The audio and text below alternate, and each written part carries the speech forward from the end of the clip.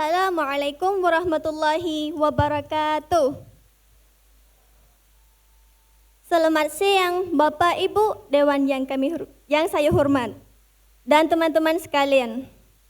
Saya Kriyadani dari Kamboja. Saya belajar BIPA di UMSU.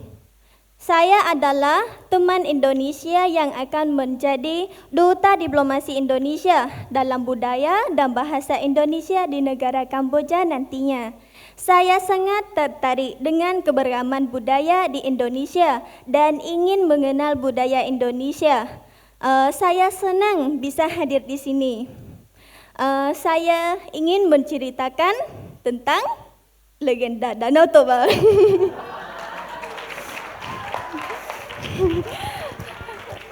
Tadi saya pikir hanya 2, tapi punya hanya 4.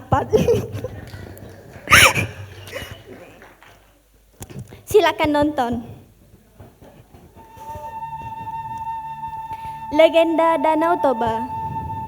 Dahulu kala terdapat seorang pemuda dengan nama Toba.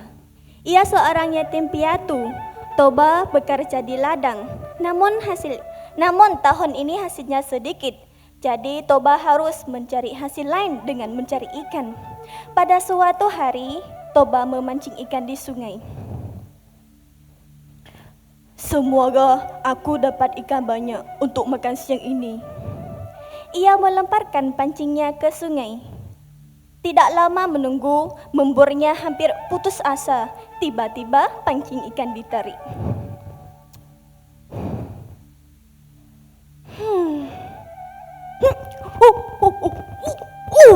Wah, ada ikan yang sangat besar. Sepanjang hidupnya, Toba belum pernah melihat ikan bentuk seperti itu.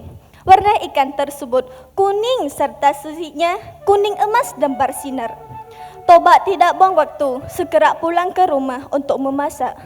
Apabila sudah sampai di rumah, Toba sedikit kecewa sebab kayu bakarnya habis.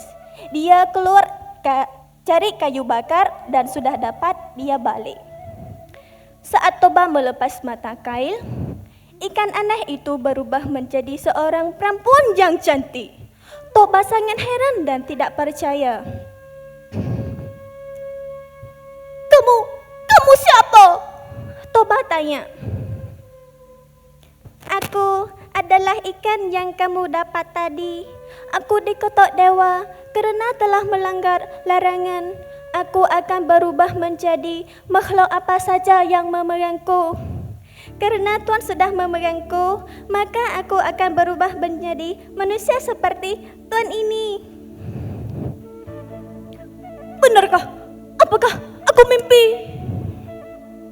Putri senyum dan tidak menjawab apapun. Aku Toba. Siapa namamu? Namaku Putri, Tuan. Apakah kamu ingin menikah samaku?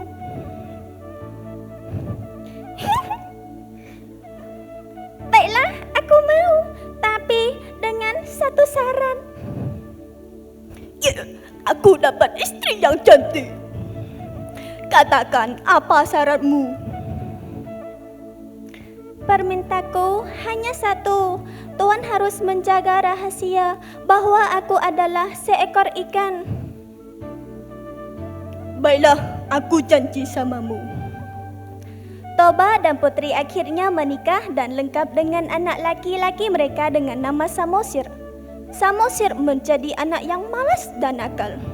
Setiap hari ia hanya tidur, main-main dan suka makan.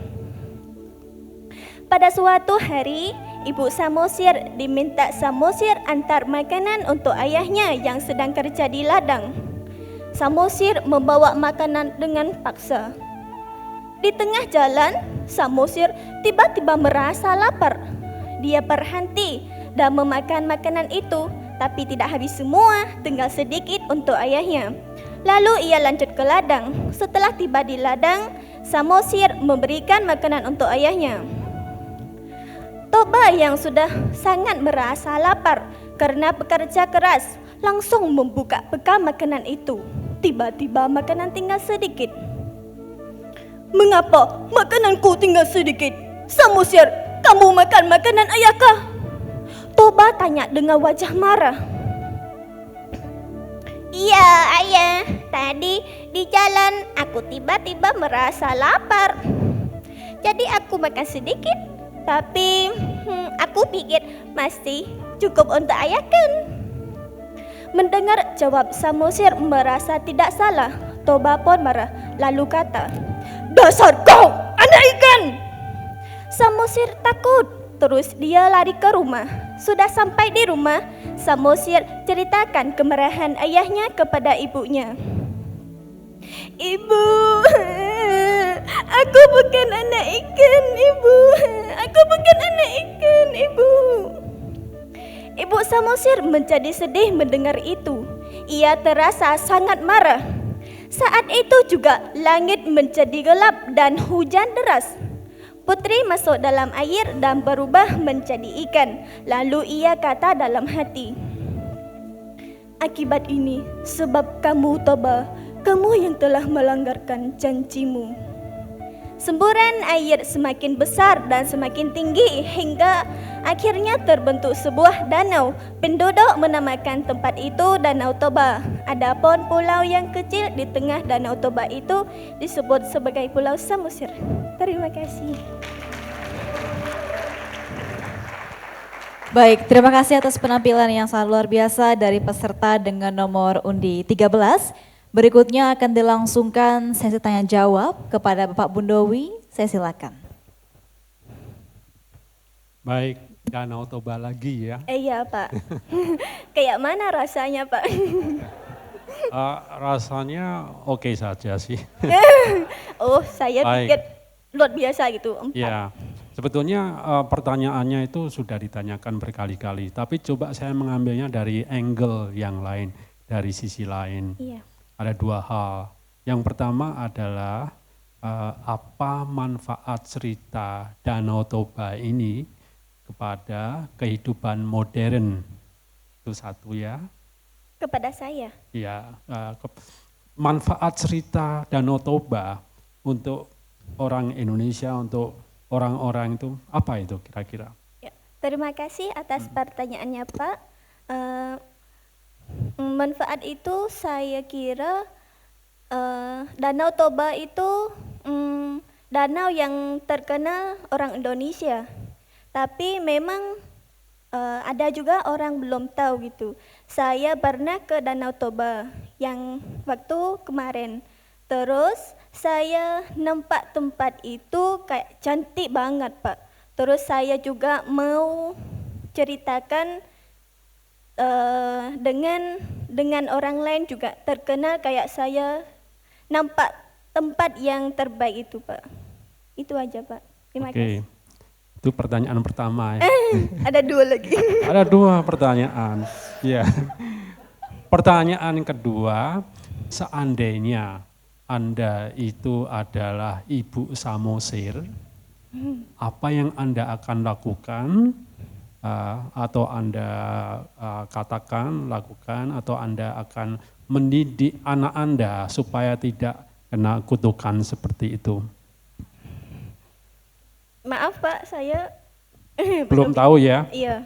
Seandainya Anda Ibu Samosir, bagaimana ya. Anda akan mendidik anak Anda? Mendidik, educate, mengajar. Enggak tahu. Maaf Pak. Oke, seandainya Anda ibu dari Samosir, ya, apa yang Anda akan lakukan? Lakukan sama anak saya gitu. Ya. Belum Betul, ada betul. anak.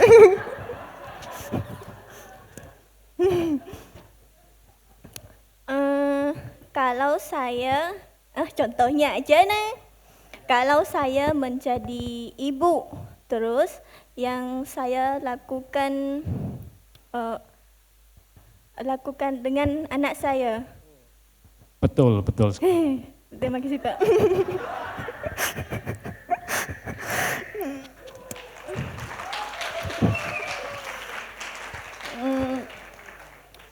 mesti kan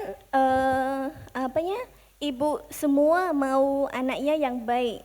Terus kalau kita kayak buat apa, buat sendiri, enggak kayak kita mau kemana, mana sendiri. Kita pun ada anak, bukan kita mau dia itu buat kerja kita semua, cuman kita mau ngajar dia tentang hidup sendiri kayak mana, buat dia itu tidak malas dan nakal.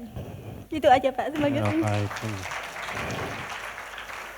Baik, terima kasih. Jadi pelajaran yang bisa dipetik dari legenda Danau Toba ini adalah orang tua tidak boleh memanjakan anaknya, ya. Oh iya. Itu aja. Saya Ya. juga belum tahu. Jadi Terima saya kasih. harap anak Anda nanti akan hebat, tidak seperti ya Mosir. Terima kasih. Insya Allah Pak. Baik, terima kasih kepada penampil dengan nomor undi 13.